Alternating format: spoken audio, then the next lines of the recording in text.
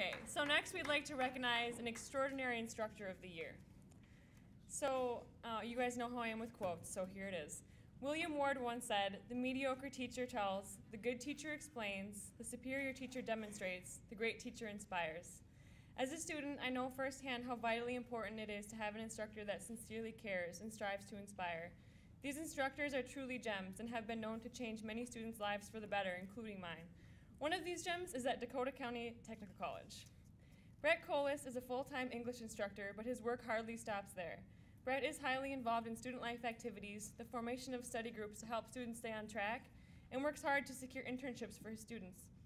To highlight his dedication, I would like to add that Brett actually jumped into frigid water for the polar plunge with his campus to help raise money for the Special Olympics. I don't know Brett personally, we just met tonight, but after reading the numerous letters nominating him, I felt closer to him already, and a little part of me wished I was a student at DCTC.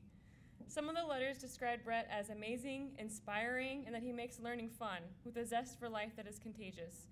One of Brett's students, Nancy Alcordy, was particularly excited and wanted me to mention that Brett has proven over and over again that he is committed to making this world a better place, one student, one bowl of chili, one nail, one plunge, one pair of jeans, or one walk for the American Foundation for Suicide Prevention at a time. Brett is committed to changing lives in wonderful ways. So I don't know how many of you know this about me, but my dream is to become an instructor and teach for a while. And so this award really holds a special place in my heart. And like I said, I have had instructors that have changed my life for the better and that I will hold in my heart forever. So Brett, if you could come up here and say a few things, it is an honor to recognize you and give you this award.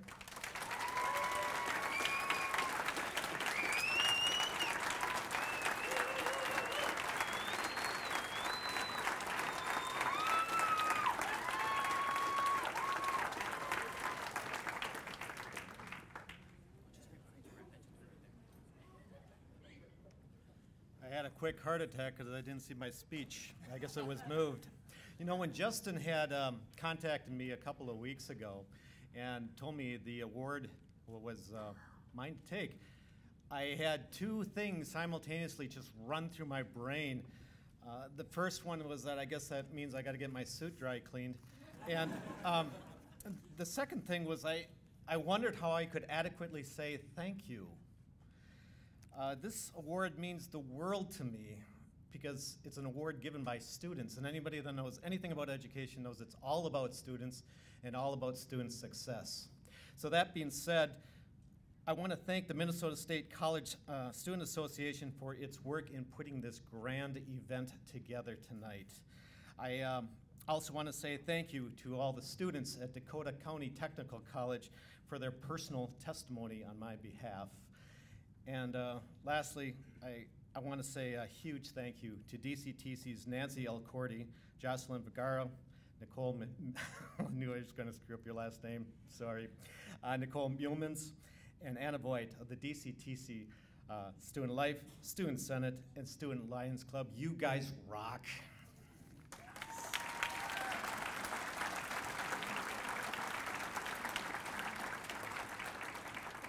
You know, in the introduction, it was mentioned that I'm a faculty full-time instructor at Dakota County Technical College, but I wasn't always a full-time academic. In fact, I came rather late to the party. I was in the advertising field for 14 years. My largest account was Northwest Airlines. When Northwest merged with Delta, I lost my job. And I probably could have gotten another position in the advertising field, but I figured that what I really needed was a change. And it was time to look through a new lens, through a different perspective. And you see, looking at challenges and setbacks from different angles is one of the core skill sets that I try to impart to my students. Whether it's dealing with life's occasional monkey wrenches or reading complex literature, it helps to view things through a different perspective. I practice what I preach, so when my ad days were up, I knew it was my turn to think creatively and through a new lens. And I had some pretty good training in this area. You see, I owe a lot of credit to my mother and father because they taught me how to look at challenges creatively. My mom was an English high school teacher and a very good one. Now, teaching English to high school students is a challenge unto itself, but to make it invigorating is miraculous. Her stories of her teaching days at Carleton High School, which is just south of Duluth, were always engaging. She told me how she engendered a sense of fun competition between the sexes in English classes. She creatively established a clever rivalry between the boys and the girls, and the net result was an extraordinary learning experience for everyone. Now, my dad, who is here tonight, who's celebrating this grand event with us, is an optometrist, an eye doctor, and quite an extraordinary one. But his inspiration to me was of a metaphorical kind. You see, I can tell all of you that if you're the son of an eye doctor, you're going to get your eyes examined a lot.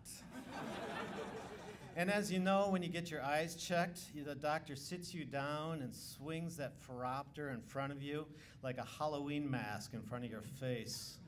And then you're asked a rapid series of rather pedestrian questions. Is 1 better than 2? Is 3 better than 4? Is 5 better than 6? And I always found that kind of stressful because after a while it was hard to see the difference.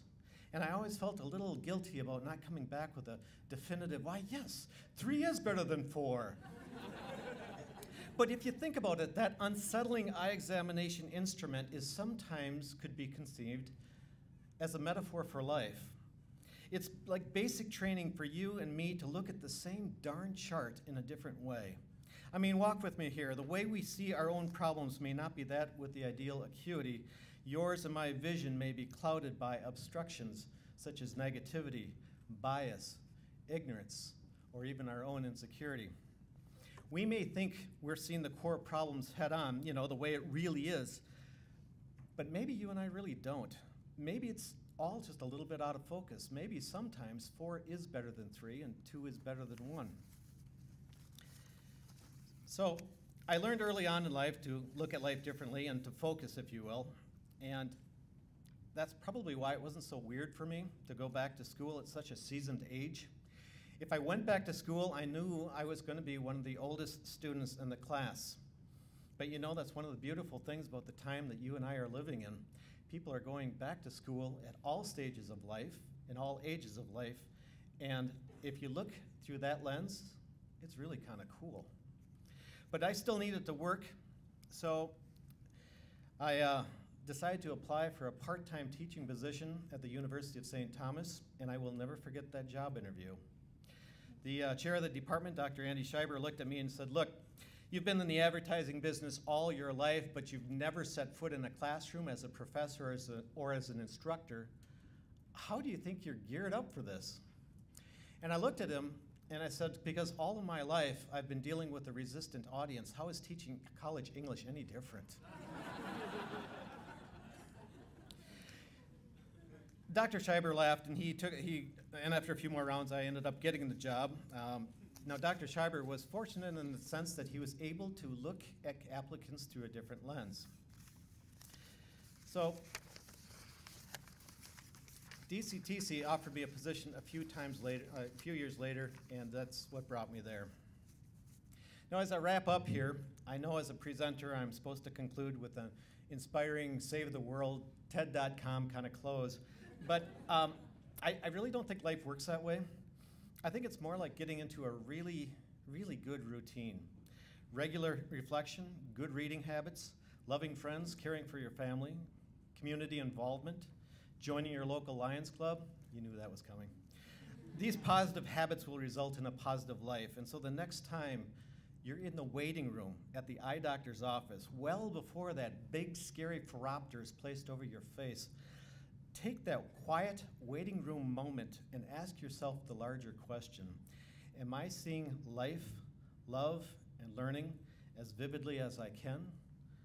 Or do I need to look at life's challenges through a different lens? Thank you.